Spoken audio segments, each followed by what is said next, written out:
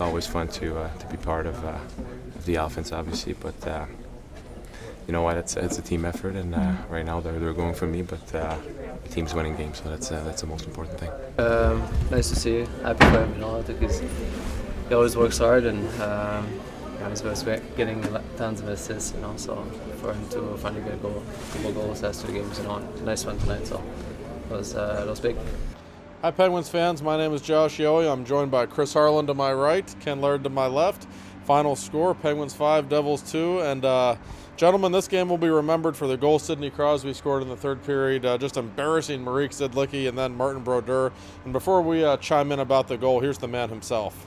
We did some good things. I still think we've got better, which is a good thing. We have a lot we can still improve on, but to bounce back that way, giving up 8 goals, not playing the way we wanted to, it was a great way to bounce back. Just the way I ended up getting positioned both times, I don't know. I think I was probably caught too far ahead of the play. That was my only chance of really getting it by him, but you're really taking kind of a gamble there. If he ends up taking the body, you're not really in a great position to absorb a hit, but I was able to get my stick on it a couple times and was happy to finally put one in there. Kenny, Sid's one of the more modest athletes that I think you or I have ever dealt with, so typically he's not going to toot his own horn and talk about the plays he made on Zidlicki, not once but twice tonight, and the second one resulted in a goal, but boy, that was fun to watch. I don't know that I've ever seen him execute that move before, and to do it twice in the same game to the same player, pretty impressive. He made Zidlicki look every bit of 35 years of age on that one, and it's the dagger in the heart in the game, too. It was a game that was a 2-goal lead coming into the third. Pittsburgh has been perfect, almost perfect, 27-0-3 when leading after 2. So they get that done again tonight, but to get it back to a 1-goal game was getting a little sloppy there. They've had a little tendency to be careless at some spots, some bad turnovers, but when you've got Sidney Crosby, that's all you need, the dagger right there. Hey, I still didn't think it was a great defensive performance from the Penguins, but a lot better than 24 hours in Ottawa, which wouldn't have taken much effort, of course. And Chris, we'll always remember this game for the goal Crosby scored, but his partner in crime, Evgeny Malkin, also had 2 points, and he made quite a spectacular play to get things started, did he not? Yeah, he started out the game right away by getting in behind the net. Brodeur were trying to play the puck along the boards, and Malkin just took it off him and got it right out there in front for a goal. And it was a slick move, and afterwards I talked to Brodeur about it, and he gave Malkin a little bit of credit. He said, the guy came in, it was early in the game, he had a ton of energy, and he got in on him quick. And Brodeur kind of said, no one really got in his way either. But Brodeur said that, he had the puck, he looked up for a minute, and when he looked down, the puck had moved.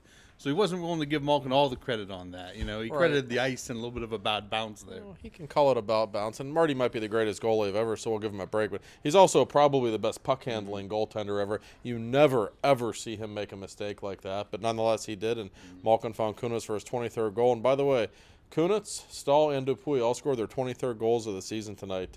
Everyone who was talking about secondary scoring a couple of months ago has nothing to worry about now. And Kenny, the Penguins have won 10 games in a row in this building. It almost feels like, when the game starts at the Consol Energy Center right now, they look invincible, do they not? Well, they're intimidating, even to a team like the Devils, who's had their number for a little bit going back to the early part of the year. But now, since that one loss to them in February, I think they're 4-0-1 against teams in their division.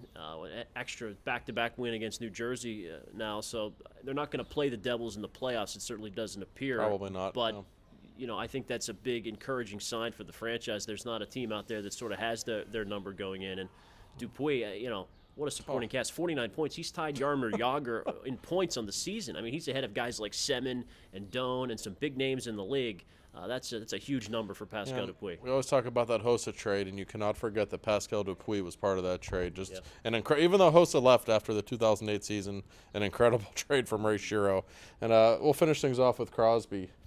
25 points now in 15 games. And I think Crosby acknowledges that his timing's really not back yet. He still doesn't feel 100%, at least in terms of timing and hockey plays. I think health-wise he feels 100%. But Chris, 25 points in 15 games. And by the way, he's a plus 16 in 15 games. Extraordinary numbers. I think the best measure of him is how good he's made his line mates look. He's not playing with top wingers here. And he's turning these guys, Cook and Kennedy and these guys, and making them look really good and giving them pretty goals. So I think that is the best judge of how good he's playing right now. Yeah, I think so too. And the Penguins have looked pretty indomitable in this building, and they get a little bit of a break maybe. The New York Islanders come to town on Tuesday night. They don't stink, but they're not very good either. So look for maybe a lot more goals Tuesday night. The Penguins finally get a well-deserved day off tomorrow, and hey, so do we. So that's a good thing. But we'll be right back with you Tuesday night for Pens and the Islanders. He's Ken Laird. He's Chris Harlan. The great Justin LaBarge on the camera. This is Trip Total Media.